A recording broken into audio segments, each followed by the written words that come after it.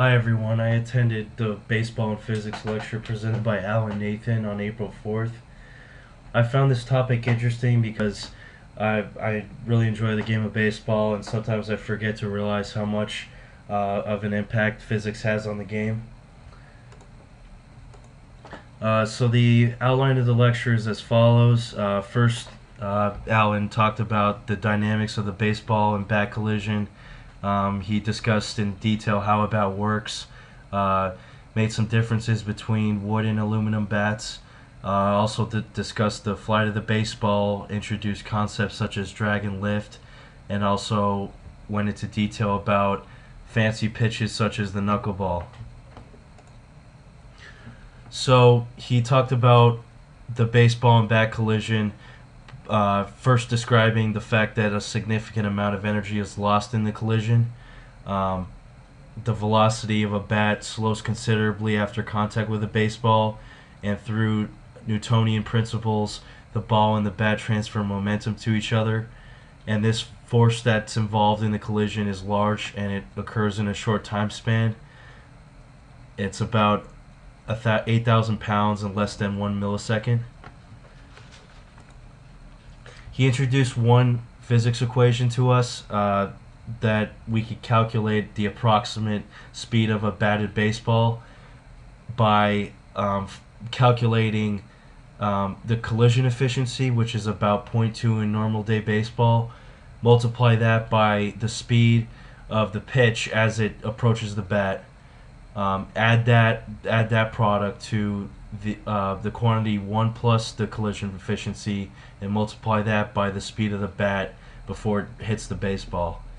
And through calculations, he found that each mile per hour of bat speed is about 6 feet in baseball travel, whereas each mile per hour of ball speed is only about 1 foot. So after the lecture, I did some calculations on this equation, and I found that a bat swinging at 20 miles per hour, not held constant, with a constant speed of 50 miles per hour from the speed of the pitch ball, translates into about 34 miles per hour, neglecting air resistance. If you increase the speed of the bat by about 15 miles per hour, the speed of the batted ball when it leaves the bat is about 52 miles per hour, resulting in an increase of 18.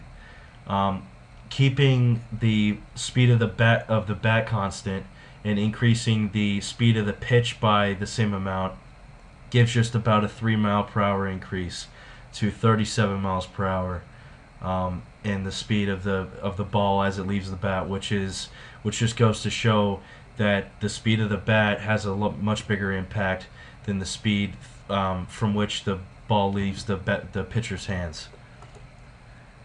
He described some things that he noticed in slow motion, that balls that hit below the sweet spot, which is basically right at the barrel of the bat, leave the bat with less momentum than when they hit the sweet spot, and cause the bat to vibrate in the batter's hand in between the sweet spot and the area where the bat is held.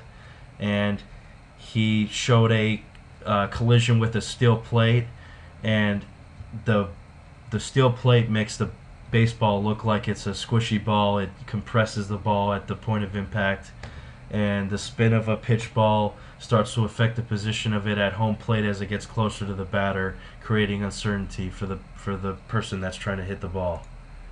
And he also introduced the coefficient of restitution, which refers to the bounciness of the ball.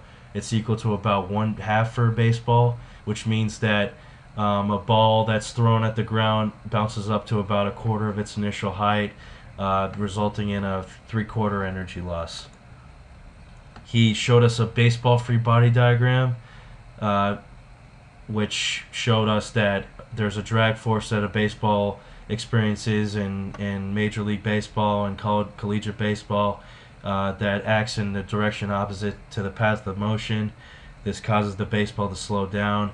It also experiences the downward gravitational force and a force called Magnus.